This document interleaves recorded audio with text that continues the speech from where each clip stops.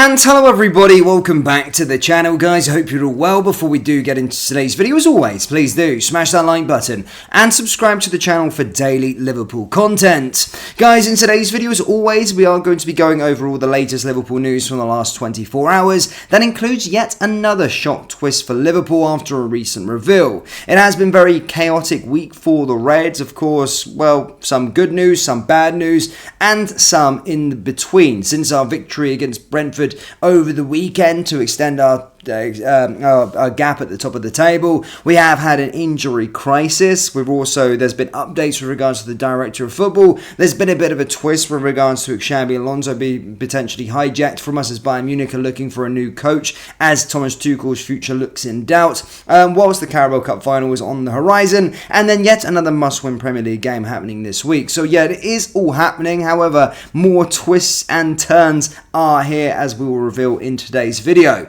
However, let's start with Jamie Carragher. Yes, he has came out and added a new name to Liverpool's manager shortlist. So, Liverpool, as stated, are still hunting for Jurgen Klopp's successor at the end of the season, and former Liverpool defender Jamie Carragher has suggested a new name that could take over from the 56-year-old at Anfield. It's widely reported that Xabi Alonso is Liverpool's priority choice to replace Klopp this summer, with a former Reds midfielder having done a sensational job at Bayer Leverkusen so far this campaign. However, there is no guarantee that Alonso will return to Merseyside at the end of the campaign, with Brighton and Hove Albion Roberto De Zerbi and Germany national team manager Julian Nagelsmann among the other candidates for the Anfield hot seat. However, Carragher has spoke of somebody else. Yes, ex-Liverpool centre-back Jamie Carragher has chucked another potential left-fielded appointment into the mix, suggesting that Benfica boss Roger Schmidt is a name that he's heard mentioned regarding to the Liverpool job. Speaking to Redmen TV Plus, Carragher stated, "There's the guy at Benfica that I've heard mentioned, Roger Schmidt, who I think has got that linked to the sort of Red Bull school. I think when people are mentioning him, it's almost the style is similar to Klopp's style, so you think, okay, would that be a good fit, and would you have that much change in mind?" Schmidt is impressed with Benfica in the last season's Champions League, reaching the quarter-finals after topping a group that contained Paris Saint-Germain and Juventus. The 56-year-old also won the Premier Liga last campaign and is fighting with Sporting Lisbon for the season's title. The Lisbon side lead by another potential Liverpool manager, real target Ruben Amorim. Schmidt is known for employing a relentless high-pressing system that somewhat resembles Klopp at Liverpool, and he earned plenty of plaudits for Benfica's impressive recent performances.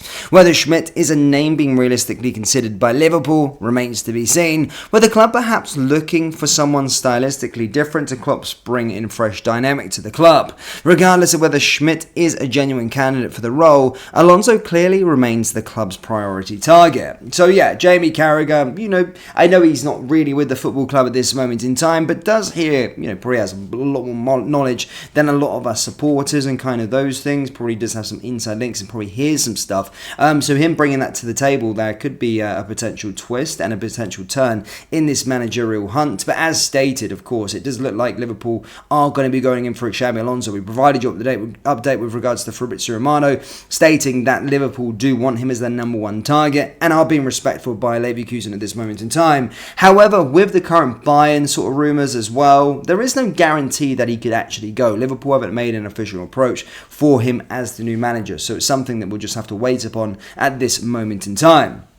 Now, as stated, guys, we are up in the Carabao Cup final this weekend, and I basically wanted to provide you an update with regards to our current injury state of play. There has been a lot, yes. And ahead of the final, this is what we have for you. Yes, Liverpool will be without Alisson, Curtis Jones, and Diego Jota for the Carabao Cup final, with journalists providing an update on the injury situation. Yes, the Reds are reaching crisis point when it comes to injuries, with two more players sidelined after the 4-1 win over Brentford. Jones and Jota were both forced off during the game, and it has now been widely reported that the pair will miss the Carabao Cup final on Sunday. This comes after initial scans on ankle and knee problems respectively, though the Telegraph's Chris Bascom reports that Liverpool are awaiting further tests before determining exactly how much the time duo will be out. It is no surprise that Jones and Jota will miss the final, which pits Liverpool against Chelsea, as they are expected to be sidelined for a lengthy period of time. Portuguese newspaper Record have already claimed Jota will miss around 2 months due to ligament damage. Meanwhile, doubts have been raised over whether Alisson will recover from a hamstring problem before the March international break. Bascom and the Times' Paul Joyce suggest that the goalkeeper could miss another 6 games, finding himself in a race against time to feature against the likes of Manchester City and Everton. Trent Alexander-Arnold and Dominic Szoboszlai were already unlikely for the final, while Thiago can be again considered a long-term absentee. Joel Matip's ACL, Stefan Kubaszczyk calf, and Ben Doak MCL are also on the injury list, while Darwin Núñez was brought off at half-time at Brentford due to a muscle issue. There have been no update on Núñez at this stage, nor Mohamed Salah, amid claims in his native Egypt that he could miss the visit of Luton on Wednesday night.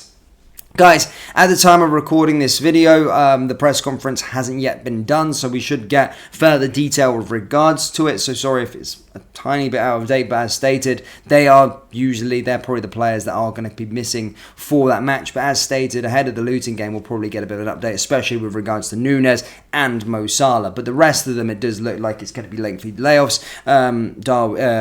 Alisson, Curtis Jones, I've heard a little while, and then of course Diego Jota looks like it's going to be 2 months. However, our opposition on Sunday, though, they are currently having an injury crisis of themselves, and yeah, as stated, whilst we've got an extensive one that I've just went through, as stated, Chelsea are also dealing with their own problems. Yes, Chelsea manager Mauricio Pochettino came out. He said the Blues managed to realign their season in recent weeks with wins against Aston Villa in the FA Cup and Crystal Palace in the Premier League, as well as the weekend's 1-1 draw at the Etihad against Manchester City. But it did come at a cost, with the West London side's injury list extending in recent matches.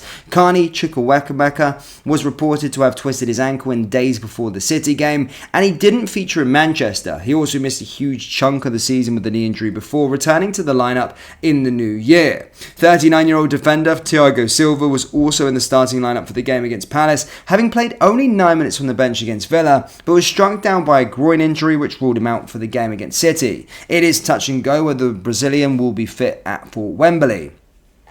Fellow centre-back Benoit Balashau suffered a groin injury in the FA Cup 4th round replay against Villa and has been ruled out for around a month, spelling the end of his hopes of playing in the final.